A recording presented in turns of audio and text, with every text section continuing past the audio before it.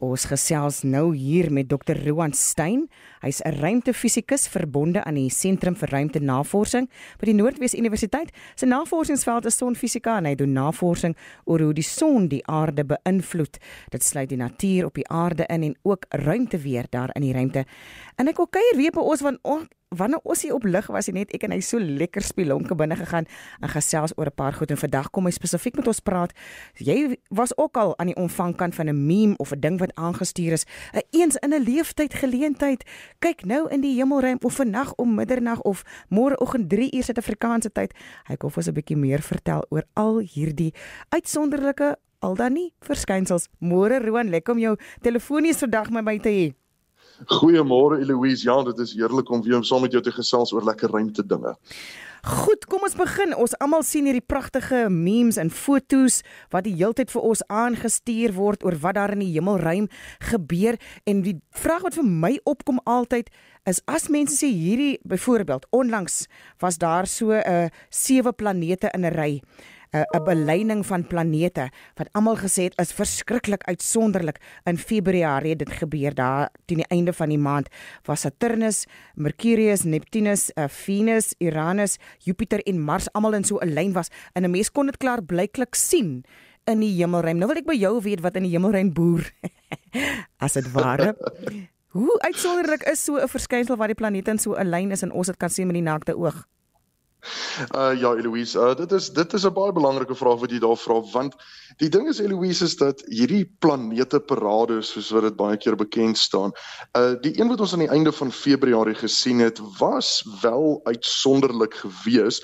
En tegnies is daar vreeslik baie opskrifte wat gesê het dat dit gaan nou weer eers oor 1000 of 2000 jaar gebeur, presies so.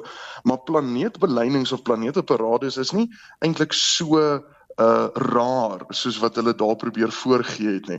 Ons is in die sonnestelsel, ons is die 3de planeet van die son af, en dit beteken dat ons kan oor die algemeen gewoonlik nogal meeste van ons planete sien, wanneer dit aand is en hulle bo die horison is. Wat hierdie ene nou so bietjie meer uitsonderlik gemaak het, is dat dit was 'n totaal van 7 planete, wat waarneembaar was. Hulle was bo die horison gewees en dit was in die aand gewees. So dit beteken dat tegnies kan 'n mens al 7 planete op dieselfde tyd sien. Maar nou moet ek ook net bysê, Eloise, ons wil net 'n bietjie konteks gee daar. Ja? So Saturnus en Mercurius is maklik om te sien en Venus en Jupiter en Mars is maklik om te sien met die blote oog. Maar Neptunus en Uranus gaan 'n mens definitief nie met jou blote oog sien nie. Hulle is daar om waargeneem te word as 'n mens die regte toerusting het. Dit is aand en hulle is bo die horison, maar mens gaan hulle met die naakte oog sien nie. So wat mense aan die einde van Februarie sou gesien het met daardie planeteparade is eintlik maar net Saturnus, Mercurius, Venus, Jupiter en Mars.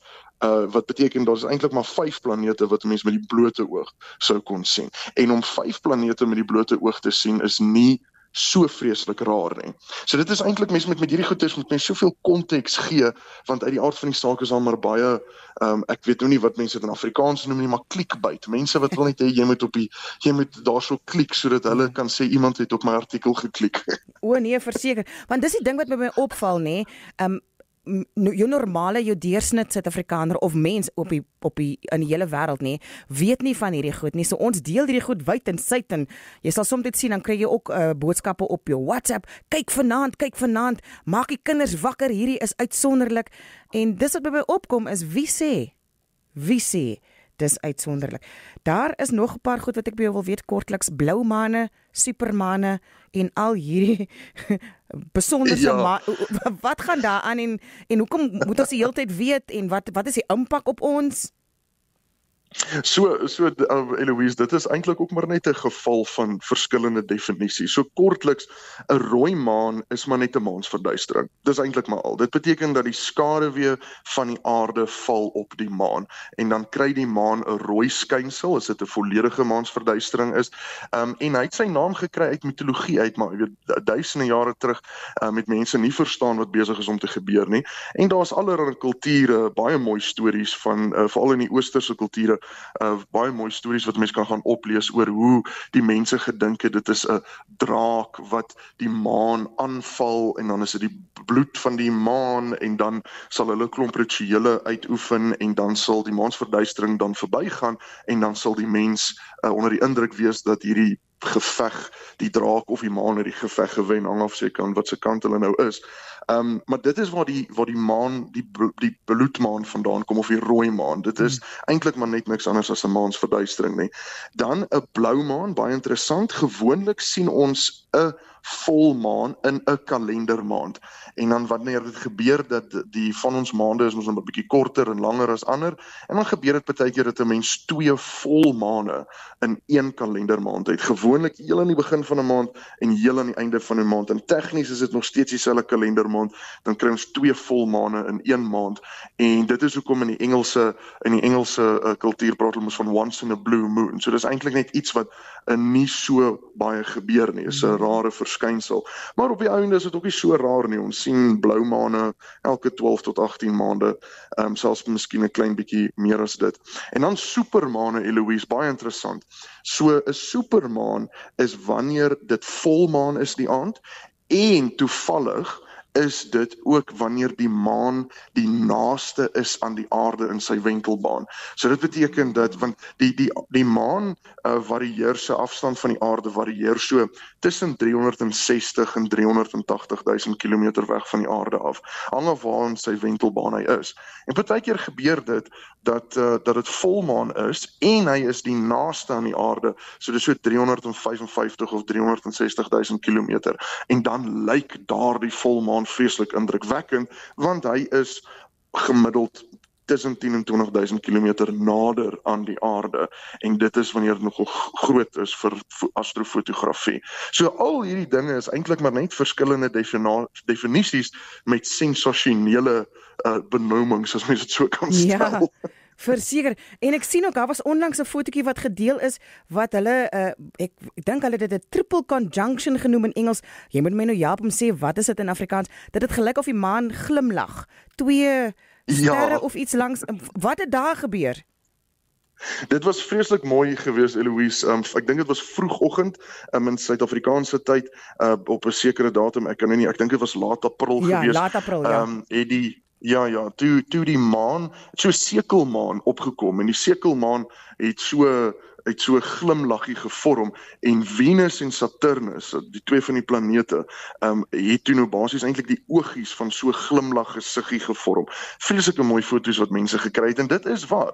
Dit is presies wat gebeur het daai oggend, soos wat die maan opgekom het, was Venus en Saturnus op die regte plek om dan so glimlag gesiggie te vorm, en dan die volgende oggend sou mense dit eintlik maar weer gesien het, net in 'n klein bietjie van 'n ander konfigurasie, want dan sal die maan nou 'n klein bietjie voller gewees het, en dit sou bietjie miskien vroeër die oggend of later die oggend gewees het, en dit was vreeslik mooi gewees, maar weer eens, dit is ook een van daai goed waar baie opskrifte sal sê, veral op sosiale media, om te sê, dit is die eerste keer in 3000 jaar wat dit gebeur, dit gaan eers weer oor 3000 jaar gebeur, vir Venus en Saturnus om presies op daai plekke te wees, presies van ons perspektief af, presies met die maan wat so iets is. Tegnies, ja, dit kan waar wees, maar wat hulle uitlaat is dat Venus kan ook net 2 grade links skuif, soos wat hy normaalweg sou doen. Jy sal nog steeds dieselfde prentjie sien, maar dan is dit nou nie so sensasioneel nie. En okay, is natuurlik mense onder ons wat sterk kyk, waar, en die van ons wat nou nie so ingelig is, ja, die sterrekykers gaan nou 10-1 weet, en beter weet wanneer is daar nou geleenthede, waar hulle nou maar kan opkyk in die lig en goed kan sien. Vir Jan Alleman, waarheen gaan jy om 'n betroubare bron van hierdie hemelruimaktiwiteite te kry, dat jy nou wel jou kind kan wakker maak en kan sê, hoorie, hier is 'n sonsverduistering of 'n maansverduistering, ons moet daardie tyd wakker wees, en waartoe gaan 'n mens dat jy betroubaar dit kan deel? Ja, Eloise, dit is baie belangrik. Daar is 'n paar boekies wat mense kan koop wat in Afrikaans gepubliseer is. Mense sal hulle maklik in die hande kry by boekwinkels wat elke jaar gepubliseer word om te sê wat kan mens sien, wanneer, waar, vir elke maand, ook spesifiek vir die suidelike halfrond, want baie van ons nuus kom in die noordelike halfrond uit. Dit beteken dat die tye is anders vir Suid-Afrika en jy weet mense gaan dalk nou per ongeluk 3:00 die oggend opstaan om iets te sien. Eintlik kon hulle dit gisteraand 7:00 gesien het. Ja. Die beste manier, Eloise, is maar daar's 'n paar webtuistes en ek sou sê die eerste webtuiste is timeanddate.com. So dis timeanddate.com en daarso gee mens toestemming vir die webtuiste om die posisie van jou slimfoon of jou rekenaar te vat en dan sê die webtuiste vir jou presies as daar wanneer die volgende maansverduistering is, wanneer die volgende sonsverduistering is, of watter tipe verduistering dit is, en dan sê hulle ook vir mens presies met 'n tydlyn daar by jou spesifieke posisie, as jy in Pretoria of Kuruman of Kaapstad is, wys hulle vir jou presies wanneer gaan jy die sonsverduistering gaan begin sien, in watter rigting moet jy kyk, miskien vir die maansverduistering, hoe laat gaan dit die volle verduistering wees, hoe laat gaan die hele skouspelagtige verduistering klaar wees, en dan kan mens jou aand of jou vroegoggend rondom dit beplan. En dan, Eloise, is daar ook sagte ware, soos gratis sagte ware, soos Stellarium en Sky Map is 'n baie bekende toepassing wat 'n mens op jou slimfoon kan gebruik, waar jy die gyroskoop in jou slimfoon gebruik, waar mens eintlik maar net as hy 'n internetkonneksie het, dan wys 'n mens net jou slimfoon so vir die hemel en hy sê vir jou presies waarna jy kyk. Ja, dit klink vir my wonderlik. Hoorie, Roan, as iemand nou hier luister en hulle het nou 'n vraag wat ons nou nie beantwoord het of wat ek nie aan gedink het om te vra nie, hoe kry hulle vir jou in die hande? Die maklikste, Eloise, is dat daar's 'n Facebookblad met die naam Sterre Toe. Dit is my Facebookblad en daarso deel ek ruimtenuus en beantwoord mense se vrae en alles wat lekker is en wat ruimte dinge is. So mense is meer as welkom om my daarso in die hande te kry. Lieflik, dankie vir hierdie heerlike breedvoerige gesprek, Dr. Roan Stein. Hy's 'n ruimtefisikus verbonde aan die Sentrum vir Ruimtenavorsing by die Noordwes Universiteit. Sy navorsingsveld is sonfisika en ek en hy het gesels oor van hierdie rare maar ware of dalk nie so rare hemelverskynsels wat ons kon sien in die hemelruim onlangs en in die toekoms en waar jy betroubare inligting daaroor kan kry.